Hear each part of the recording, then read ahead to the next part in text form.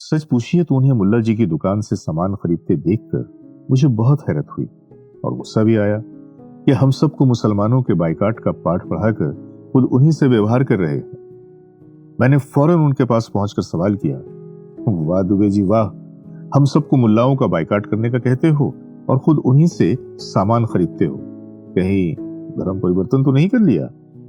मेरी बात सुनकर उन्होंने कहा कि धर्म परिवर्तन तो नहीं हुआ है, लेकिन हाँ, मन परिवर्तन जरूर हुआ है। वो कैसे? मैंने अगला सवाल किया। लंबी कहानी है, कहीं बैठकर बात करते हैं। ये कहते हुए वो मुझे एक चाय की दुकान पर ले आए। चाय की चुस्कियां लेते हुए उन्होंने कहना शुरू किया, आपको याद होगा शर्मा जी के महाकुंभ से पहले मैंने तहसील में मुसलमानों के बाइकाट का अभियान शुरू किया था। हमारा अभियान बहुत कामयाब रहा। हमने ये भी निर्णय किया था कि महाकुंभ मेले और मेले के आसपास 50 किलोमीटर तक किसी मुसलमान को दुकान लगाने नहीं देंगे। जैसे ही वो चाय की चुस्की लेने के लिए रुके, मैंने कहा, यह सब तो मुझे पता है दुबे जी, और यह भी पता है कि आपके लोगों के संघर्ष से मुसलमानों को मेले में दुकान लगाने नहीं मिली। मैंने तो यह भी सुना है कि कुछ मुसलमान जो मेले में अपना सामान बेचने का प्रयत्न कर रहे थे, आपके दल के लोगों ने उनकी पिटाई भी की थी। आप असल मुद्दे की तरफ आइए कि आप मुल्ला जी की दुकान से सामान क्यों खरीद रहे थे? मेरी बेचैनी देखकर वो हंस पड़े। वही बताने जा रहा हूं शर्मा जी, उन्होंने बात आगे बढ़ाई।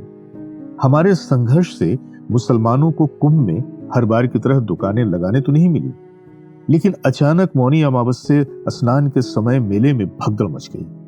कई श्रद्धालुओं की जान चली गई, सैकड़ों लोग जख्मी हो गए, किसी को किसी का होश न था। उस समय अचानक आसपास के मुसलमानों ने आकर लोगों को बचाने और श्रद्धालुओं की सेवा का काम अपने हाथ में ले लिया। आसपास की 10 मस्जिदों के दरवाजे हम लोगों के लिए खोल दिए गए। खुद मेरे बड़े भाई और पिताजी रात भर मस्जिद में रहे। मेरी बीवी और बेटी को एक मुसलमान परिवार ने कड़ाके की ठंड में अपने घर से स्वेटर और कंबल ला कर दिया। कई दिनों तक एक एक मोहल्ले में रोजाना 20-20 हजार श्रद्धालुओं को मुफ्त खाना खिलाया जाता रहा। इतना कहकर दुबे जी चाय की आखिरी चुस्की लेने के लिए रुके।